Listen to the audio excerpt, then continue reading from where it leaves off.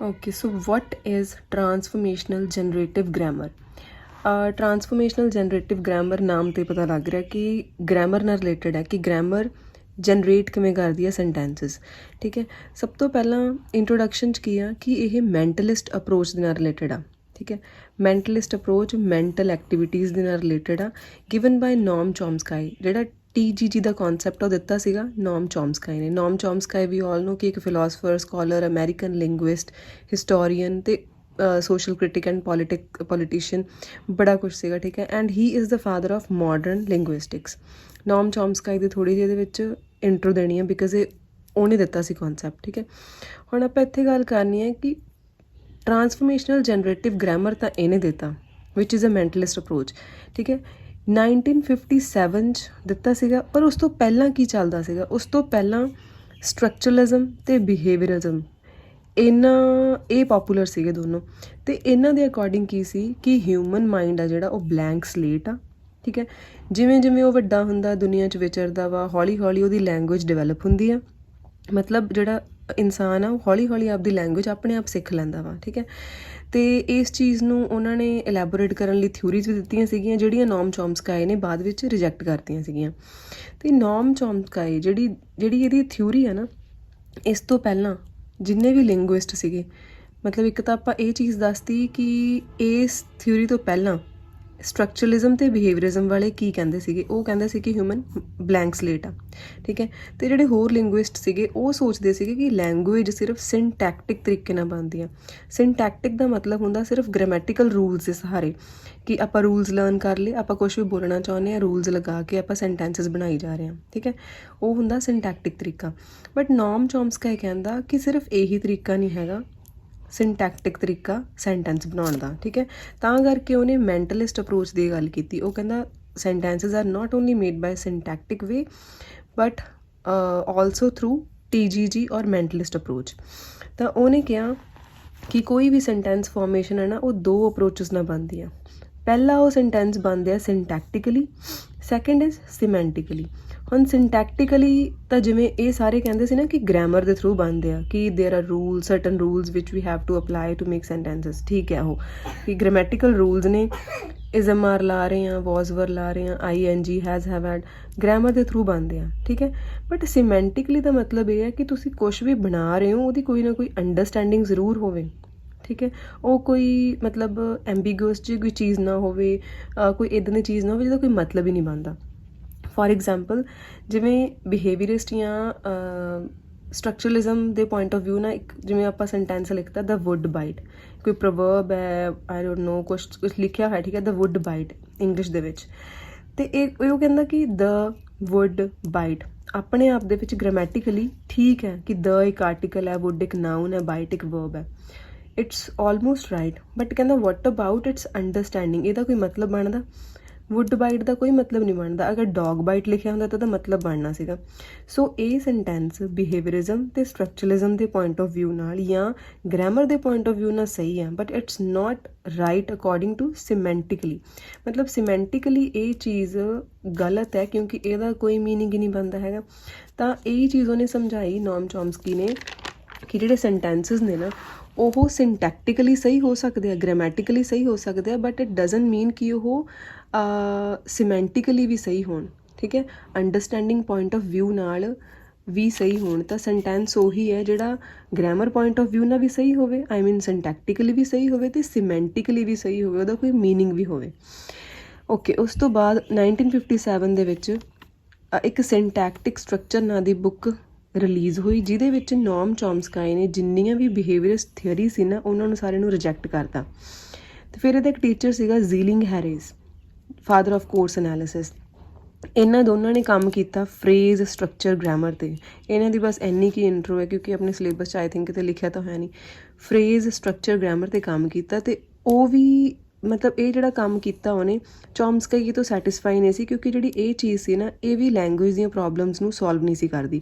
ਤਾਂ ਇਹ 'ਤੇ ਉਹਨੇ ਕੰਮ ਕਰਨਾ ਬੰਦ ਕਰਤਾ। ਉਸ ਤੋਂ ਬਾਅਦ ਉਹਨੇ ਇੱਕ ਟਰਾਂਸਫੋਰਮੇਸ਼ਨਲ ਜਨਰੇਟਿਵ ਗ੍ਰਾਮਰ ਦੀ ਥਿਊਰੀ ਦਿੱਤੀ। ਇਹਦੇ ਅਕੋਰਡਿੰਗ ਕੀ ਆ, ਨੇਮ ਇਜ਼ ਸੁਜੈਸਟਿੰਗ ਟਰਾਂਸਫੋਰਮੇਸ਼ਨਲ ਜਨਰੇਟਿਵ ਗ੍ਰਾਮਰ, ਕਿ ਜਿਹੜੀ ਗ੍ਰਾਮਰ ਹੈ ਨਾ ਉਹ ਸੈਂਟੈਂਸਸ ਨੂੰ ਟਰਾਂਸਫਾਰਮ ਕਰਕੇ ਜਨਰੇਟ ਕਰਦੀ ਹੈ। ਤੇ ਉਹ ਜਿਹੜੇ ਸੈਂਟੈਂਸਸ ਨੇ ਉਹ ਇਨਫਾਈਨਾਈਟ ਨੰਬਰ ਆਫ ਸੈਂਟੈਂਸਸ ਹੋ ਸਕਦੇ ਆ। ਠੀਕ ਹੈ, ਆਪਾਂ ਇੱਕ ਸੈਂਟੈਂਸ ਤੋਂ ਅੱਗੇ ਅੱਗੇ ਉਹਨੂੰ ਟਰਾਂਸਫਾਰਮ ਕਰਕੇ ਇਨਫਾਈਨਾਈਟ ਨੰਬਰ ਆਫ ਸੈਂਟੈਂਸਸ ਬਣਾ ਸਕਦੇ ਹਾਂ ਤੇ ਇਹਨੂੰ TGG ਕਹਿੰਦੇ ਆ। ਹੁਣ ਜਿਹੜੀ ਜਨਰੇਟਿਵ ਗ੍ਰਾਮਰ ਹੈ ਨਾ ਉਹ ਸੈਂਟੈਂਸਸ ਜਨਰੇਟ ਕਰਦੀ ਹੈ ਥਰੂ ਸਰਟਨ ਰੂਲਸ। ਮਤਲਬ ਜਿਹੜੀ ਆਪਾਂ ਜਨਰੇਟ ਕਰਨੇ ਆ ਟਰਾਂਸਫਾਰਮ ਕਰਕੇ ਨਵੀਆਂ ਚੀਜ਼ਾਂ ਉਹ ਸਰਟਨ ਰੂਲਸ ਦੇ ਥਰੂ ਹੁੰਦੀਆਂ ਨੇ। ਠੀਕ ਹੈ, ਉਹਨਾਂ ਨੂੰ ਕਹਿੰਦੇ ਆ ਫਰੇਜ਼ ਸਟਰਕਚਰ ਰੂਲਸ। ਹੁਣ ਇਹ ਜਿੰਨਾ ਵੀ ਇੱਥੇ ਲਿਖਿਆ ਇਹ ਸਾਰਾ ਸਿਰਫ ਇੱਥੋਂ ਸਮਝ ਆ ਜਾਊਗਾ, ਇਸ ਕਰਕੇ I am explaining this thing. ਬਾਕੀ ਸਾਰਾ ਤੁਸੀਂ ਇੱਦਾਂ ਹੀ ਲਿਖ ਦੇਣਾ। ਇਹਦੇ ਅਕੋਰਡਿੰਗ ਕੀ ਆ ਕਿ ਅਗਰ ਕੋਈ ਸੈਂਟੈਂਸ ਹੈ, ਇਹ ਕਹਿੰਦਾ ਸੈਂਟੈਂਸ ਦੇ ਵਿੱਚ ਇੱਕ ਕੋਈ ਨਾ ਕੋਈ ਨਾਊਨ ਫੇਜ਼ ਹੁੰਦਾ ਅਤੇ ਕੋਈ ਨਾ ਕੋਈ ਵਰਬ ਫੇਜ਼ ਹੁੰਦਾ। ਜਿਵੇਂ ਅਸੀਂ ਕਿਹਾ ਸੀਗਾ ਕਿ ਬੋਏ ਲੈ ਲਓ, ਡੌਗ ਲੈ ਲਓ, ਠੀਕ ਹੈ, ਉਹ ਨਾਊਨ ਨੇ। ਠੀਕ ਹੈ, ਅਤੇ ਉਹਨਾਂ ਦੇ ਅੱਗੇ ਕੋਈ ਨਾ ਕੋਈ ਆਰਟੀਕਲ ਜ਼ਰੂਰ ਲੱਗਿਆ ਹੋਊਗਾ, ਲਾਈਕ ਇਹਦੇ ਮੂਹਰੇ ਦ ਲੱਗਿਆ ਹੈ। ਤਾਂ ਸੈਂਟੈਂਸ ਦੇ ਵਿੱਚ ਇੱਕ ਨਾਊਨ ਫੇਜ਼ ਹੁੰਦਾ, ਇੱਕ ਵਰਬ ਫੇਜ਼ ਹੁੰਦਾ। ਨਾਊਨ ਫੇਜ਼ ਦੇ ਵਿੱਚ ਇੱਕ ਆਰਟੀਕਲ ਹੁੰਦਾ ਅਤੇ ਇੱਕ ਨਾਊਨ ਹੁੰਦਾ, ਲਾਈਕ ਦ ਬੋਏ। ਫਿਰ ਜਿਹੜਾ ਵਰਬ ਫੇਜ਼ ਆ ਨਾ, ਜਿਹਦੇ ਵਿੱਚ ਕੋਈ ਕਿਰਿਆ ਹੋ ਰਹੀ ਹੈ, ਜਿਵੇਂ ਉਹ ਮੁੰਡਾ ਪੜ੍ਹ ਰਿਹਾ, ਤਾਂ ਉਹ ਜਿਹੜਾ ਵਰਬ ਫੇਸ ਆ ਉਹਦੇ ਵਿੱਚ ਇੱਕ ਔਗਜ਼ਿਲਰੀ ਵਰਬ ਲੱਗੀ ਹੁੰਦੀ ਆ, ਇੱਕ ਮੇਨ ਵਰਬ ਲੱਗੀ ਹੁੰਦੀ ਹੈ। ਇਹਦੇ ਵਿੱਚ ਔਗਜ਼ਿਲਰੀ ਵਰਬ ਹੈਗੀ ਆ ਵਿਲ, ਮੇਨ ਵਰਬ ਹੈਗੀ ਆ ਰੀਡ। ਅਤੇ ਸੇਮ ਉਵੇਂ ਵਰਬ ਫੇਸ ਦੇ ਵਿੱਚ ਅੱਗੇ ਵੀ ਇੱਕ ਨਾਊਨ ਫੇਸ ਹੁੰਦਾ, ਜਿਹਦੇ ਵਿੱਚ ਫਿਰ ਇੱਕ ਆਰਟੀਕਲ ਅਤੇ ਇੱਕ ਨਾਊਨ ਹੁੰਦਾ, ਲਾਈਕ ਦ ਬੁੱਕ। ਠੀਕ ਹੈ, ਤਾਂ ਪੂਰਾ ਸੈਂਟੈਂਸ ਕੀ ਆ ਗਿਆ, the boy will read the book. So sentence ਕਿਹਦਾ ਬਣਿਆ ਹੋਇਆ, ਨਾਊਨ ਫੇਜ਼ ਅਤੇ ਵਰਬ ਫੇਜ਼। ਨਾਊਨ ਫੇਜ਼ ਦੇ ਵਿੱਚ ਇੱਕ ਆਰਟੀਕਲ, ਇੱਕ ਨਾਊਨ। ਵਰਬ ਫੇਜ਼ ਦੇ ਵਿੱਚ ਇੱਕ ਔਗਜ਼ਿਲਰੀ ਵਰਬ, ਇੱਕ ਮੇਨ ਵਰਬ, ਅਤੇ ਇਹਦੇ ਅੰਡਰ ਨਾਊਨ ਫੇਜ਼ ਹੁੰਦਾ। ਨਾਊਨ ਫੇਜ਼ ਦੇ ਵਿੱਚ ਇੱਕ ਆਰਟੀਕਲ ਅਤੇ ਇੱਕ ਨਾਊਨ। ਤਾਂ ਇਹ ਸਾਰੀ ਚੀਜ਼ਾਂ ਬਣੀਆਂ ਹੁੰਦੀਆਂ ਨੇ। ਅਤੇ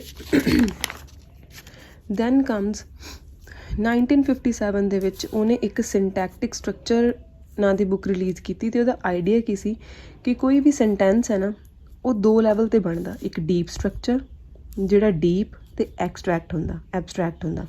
ਦੂਸਰਾ ਹੁੰਦਾ surface structure which is very obvious on the surface, ਜਿਹੜਾ ਓਬਵੀਅਸ ਹੀ ਹੁੰਦਾ। ਹੁਣ ਇਹਦੇ 'ਚ ਕੀ ਆ, ਡੀਪ ਸਟਰਕਚਰ ਇੱਥੇ ਸਾਰੇ ਕਾਸੇ ਦੇ ਵਿੱਚ ਮਤਲਬ ਇਹਦੀ ਐਕਸਪਲੇਨੇਸ਼ਨ ਇਹੀ ਹੈ ਕਿ ਡੀਪ ਐਬਸਟਰੈਕਟ ਦਾ ਮਤਲਬ ਇਹ ਹੈ ਕਿ ਕੋਈ ਵੀ ਚੀਜ਼ ਆਪਾਂ ਮਾਈਂਡ ਦੇ ਵਿੱਚ ਸੋਚਦੇ ਹਾਂ, ਠੀਕ ਹੈ, ਉਹਨੂੰ ਕਰਨਲ ਸੈਂਟੈਂਸ ਕਹਿੰਦੇ ਆ ਜਾਂ ਡੀਪ ਸਟਰਕਚਰ ਕਹਿੰਦੇ ਆ। ਹੁਣ ਜਿੰਨੀ ਵੀ ਆਪਾਂ ਆਹ ਚੀਜ਼ ਪੜ੍ਹੀ ਹੈ ਨਾ, ਇਹਦੀ ਸਾਰੀ ਐਕਸਪਲੇਨੇਸ਼ਨ ਆ ਜੋ ਵੀ ਮੈਂ ਲਿਖਿਆ ਉਹ ਸਾਰੀ ਇੱਥੋਂ ਤੁਸੀਂ ਐਗਜ਼ਾਮਪਲ ਦੇ ਕੇ ਕਰ ਸਕਦੇ ਹੋ। ਡੀਪ ਸਟਰਕਚਰ ਜਾਂ ਕਰਨਲ ਸੈਂਟੈਂਸ, ਮੈਂ ਆਪਦੇ ਮਾਈਂਡ 'ਚ ਸੋਚਿਆ ਆਈ ਐਮ ਅ ਰਾਈਟਰ, ਇਹ ਮਾਈਂਡ 'ਚ ਸੋਚ ਲਿਆ ਮੈਂ, ਇਹ ਕੀ ਆ, ਡੀਪ ਸਟਰਕਚਰ ਜਾਂ ਕਰਨਲ ਸੈਂਟੈਂਸ।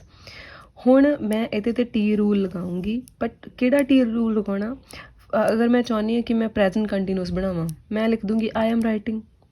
ਅਗਰ ਮੈਂ ਇਹਨੂੰ ਨੈਗੇਟਿਵ ਸੈਂਟੈਂਸ ਬਣਾਉਣਾ, I am not a writer. ਅਗਰ ਮੈਂ ਇੰਟੈਰੋਗੇਟਿਵ ਸੈਂਟੈਂਸ ਬਣਾਉਣਾ, ਐਮ ਆਈ ਅ ਰਾਈਟਰ। ਠੀਕ ਹੈ, ਤਾਂ ਜਿਹੜੀ ਚੀਜ਼ ਮੈਂ ਸੋਚੀ ਸੀਗੀ ਆਪਣੇ ਮਾਈਂਡ ਦੇ ਵਿੱਚ ਉਹ ਕਰਨਲ ਸੈਂਟੈਂਸ ਆ। ਜਦੋਂ ਮੈਂ ਉੱਤੇ ਟੀ ਰੂਲ ਲਾ ਕੇ ਨਵੇਂ ਸੈਂਟੈਂਸ ਬਣਾਤੇ, ਉਹ ਕੀ ਬਣ ਗਿਆ, ਸਰਫੇਸ ਸਟਰਕਚਰ। ਤਾਂ ਟਰਾਂਸਫੋਰਮੇਸ਼ਨਲ ਰੂਲਸ ਲਗਾ ਕੇ, ਮਤਲਬ ਜਿੰਨੇ ਵੀ ਗ੍ਰਾਮਰ ਦੇ ਰੂਲਸ ਨੇ, ਪੋਜ਼ਿਟਿਵ ਸੈਂਟੈਂਸ ਬਣਾਉਣਾ, ਨੈਗੇਟਿਵ ਬਣਾਉਣਾ, ਪ੍ਰੈਜ਼ੈਂਟ ਇੰਡੈਫੀਨੇਟ, ਪਾਸਟ ਇੰਡੈਫੀਨੇਟ, ਫਿਊਚਰ, ਜੋ ਵੀ ਬਣਾਉਣਾ, ਉਸ ਗ੍ਰਾਮਰ ਦੇ ਰੂਲਸ ਲਗਾ ਕੇ ਜਦੋਂ ਆਪਾਂ ਇਸ ਸੈਂਟੈਂਸ ਤੋਂ ਨਵੇਂ ਸੈਂਟੈਂਸ ਬਣਾਵਾਂਗੇ, ਉਹ ਕੀ ਬਣ ਜਾਣਗੇ, ਸਰਫੇਸ ਸੈਂਟੈਂਸਿਸ ਜਾਂ ਸਰਫੇਸ ਸਟਰਕਚਰ। ਜਿਹੜੇ ਆਪਾਂ ਸੋਚੇ ਸੀ ਉਹ ਕੀ ਆ, ਡੀਪ ਸਟਰਕਚਰ। ਠੀਕ ਹੈ, ਤਾਂ ਫਿਰ ਉਹਦੀ ਅਨਦਰ ਬੁੱਕ ਆਈ 1965 ਦੇ ਵਿੱਚ, aspects of theory of syntax. Aspects of theories of syntax ਦੇ ਵਿੱਚ ਵੀ ਸੇਮ ਜਿਵੇਂ ਆਪਾਂ ਐਗਜ਼ਾਮਪਲ ਲਈ ਆ ਕਿ ਜਿਹੜਾ ਡੀਪ ਸਟਰਕਚਰ ਹੈ ਨਾ, ਜਿਹੜਾ ਮੈਂ ਮਾਈਂਡ 'ਚ ਸੋਚਿਆ, ਉਹਦਾ ਕੋਈ ਬੇਸ ਕੰਪੋਨੈਂਟ ਹੁੰਦਾ। ਫੋਰ ਐਗਜ਼ਾਮਪਲ ਅਸੀਂ ਮਾਈਂਡ 'ਚ ਸੋਚ ਰਹੇ ਹਾਂ Aslam is working in the night, ਮੈਂ ਇੱਕ ਪੂਰਾ ਸੈਂਟੈਂਸ ਸੋਚ ਲਿਆ। ਠੀਕ ਹੈ, ਹੁਣ ਅਸਲਮ ਇਜ਼ ਨਾਊਨ ਫੇਜ਼ ਵੀ ਆ, ਠੀਕ ਹੈ, ਨਾਊਨ ਫੇਜ਼ ਆ, ਅਤੇ ਵਰਕਿੰਗ ਵਰਬ ਫੇਸ ਹੈ। ਠੀਕ ਹੈ, ਤਾਂ ਉਹ ਕਹਿੰਦੇ ਆ ਕਿ PS ਰੂਲਸ ਦਾ ਮਤਲਬ ਕੋਈ ਨਾਊਨ ਫੇਜ਼ ਹੋਵੇ, ਵਰਬ ਫੇਜ਼ ਹੋਵੇ, ਉਹ ਆਪਣੇ ਕੋਲ ਹੈਗਾ ਹੀ ਹੈ। ਸੈਕਿੰਡ, ਲੈਗਜ਼ੀਕੋਨ, ਕੋਈ ਨਾ ਕੋਈ ਉਹਦਾ ਵਕੈਬਲਰੀ ਦਾ ਵਰਡ ਜ਼ਰੂਰ ਹੋਵੇ, ਕੋਈ ਮੀਨਿੰਗ ਨਿਕਲਦਾ ਹੋਵੇ, ਜਿਵੇਂ ਇਨ ਦ ਨਾਈਟ ਲਿਖਿਆ ਹੋਇਆ, ਵਰਕਿੰਗ ਲਿਖਿਆ ਹੋਇਆ। ਠੀਕ ਹੈ, ਕੋਈ ਨਾ ਕੋਈ ਲੈਗਜ਼ੀਕੋਨ ਮਤਲਬ ਡਿਕਸ਼ਨਰੀ ਦਾ ਵਰਡ ਜਾਂ ਵਕੈਬਲਰੀ ਮੀਨਿੰਗ ਹੋਵੇ। ਆਹ ਚੀਜ਼ ਆ ਜਿਹੜੀ ਸਾਰੀ ਜਦੋਂ ਅਸੀਂ ਸੋਚਾਂਗੇ, ਇਹ ਬਣੂਗਾ ਡੀਪ ਸਟਰਕਚਰ। ਡੀਪ ਸਟਰਕਚਰ ਬਣਾਉਣ ਲਈ PS ਰੂਲ ਲੱਗਣਗੇ। PS ਰੂਲ ਦਾ ਮਤਲਬ ਨਾਊਨ ਫੇਜ਼, ਵਰਬ ਫੇਜ਼ ਲੱਗਿਆ ਹੋਵੇ, ਡਿਕਸ਼ਨਰੀ ਦਾ ਕੋਈ ਵਰਡ ਹੋਵੇ। ਡੀਪ ਸਟਰਕਚਰ ਦੇ ਉੱਤੇ ਮੈਂ ਟੀ ਰੂਲਸ ਲਾਏ, ਮੈਂ ਇੰਟੈਰੋਗੇਟਿਵ ਸੈਂਟੈਂਸ ਬਣਾਉਣਾ ਹੋਊਗਾ ਤਾਂ I will write can Aslam play football ਔਰ can Aslam work at night. ਅਗਰ ਮੈਂ ਨੈਗੇਟਿਵ ਸੈਂਟੈਂਸ ਬਣਾ ਰਹੀ ਹਾਂ, ਇੱਥੇ ਇੰਟੈਰੋਗੇਟਿਵ ਬਣਾਇਆ, ਨੈਗੇਟਿਵ ਬਣਾਉਣ ਲਈ ਆਈ ਕੈਨੋਟ ਈਟ ਆਈਸ ਕ੍ਰੀਮ ਔਰ Aslam cannot work at night. ਤਾਂ ਟੀ ਰੂਲਸ ਬਣਾ ਕੇ ਅਸੀਂ ਕੀ ਲਿਖਤਾ, ਜਿਹੜੀ ਨਵੀਂ ਚੀਜ਼ ਆ ਗਈ ਆਹ ਵਾਲੀ, ਇਹ ਹੈ ਸਰਫੇਸ ਸਟਰਕਚਰ। ਹੁਣ ਸਰਫੇਸ ਸਟਰਕਚਰ ਆਪਦੇ ਆਪ ਵਿੱਚ ਪੂਰਾ ਉਦੋਂ ਹੋਊਗਾ ਜਦੋਂ ਇਹਦਾ ਕੋਈ ਸਿਮੈਂਟਿਕ ਕੰਪੋਨੈਂਟ ਹੋਊਗਾ। Grammatically it's right, I mean syntactically it's right, but semantically right ਕਦੋਂ ਹੋਊਗਾ, ਜਦੋਂ ਇਹਦੀ ਕੋਈ ਅੰਡਰਸਟੈਂਡਿੰਗ ਹੋਊਗੀ।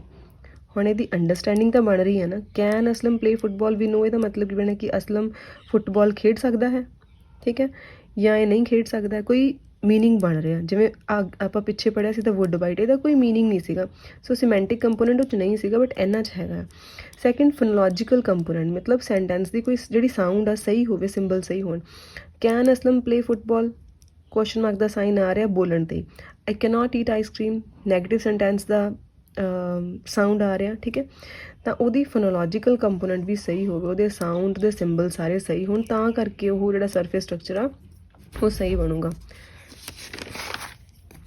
ਤਾਂ ਕਨਕਲੂਜਨ ਦੇ ਵਿੱਚ ਇਹ 'ਚ ਲਿਖਣਾ ਆਪਾਂ, TGG ਕਲੀਅਰਲੀ ਐਕਸਪਲੇਨ ਦਾ ਫੰਕਸ਼ਨ ਆਫ ਗ੍ਰਾਮੈਟੀਕਲ ਸੈਂਟੈਂਸਿਸ। ਇਹ 'ਚ ਸਾਰਾ ਕਨਕਲੂਜਨ ਉਹੀ ਆ ਗਿਆ ਕਿ ਇਹਨੇ ਗ੍ਰਾਮੈਟੀਕਲ ਸੈਂਟੈਂਸਿਸ ਬਾਰੇ ਦੱਸਿਆ ਕਿ ਉਹ ਕਿਵੇਂ ਟਰਾਂਸਫਾਰਮ ਹੁੰਦੇ ਨੇ, ਸਰਫੇਸ ਸਟਰਕਚਰ ਕੀ ਹੁੰਦਾ ਜਿਹੜਾ ਆਪਣੇ ਮਾਈਂਡ 'ਚ ਬਣਦਾ, ਦੈਨ ਡੀਪ ਸਟਰਕਚਰ ਕੀ ਹੁੰਦਾ ਉਹ ਦੱਸਿਆ। ਅਤੇ ਜਦੋਂ ਇਹ ਥਿਊਰੀ ਆਈ ਨਾ, ਲੋਕਾਂ ਨੇ ਸਾਰੇ ਪੁਆਇੰਟ ਆਫ ਵਿਊ ਤੋਂ ਸੈਂਟੈਂਸਿਸ ਦੇ ਮਤਲਬ ਸੈਂਟੈਂਸਿਸ ਬਣਦੇ ਕਿਵੇਂ ਨੇ ਉਹ ਸਮਝਿਆ।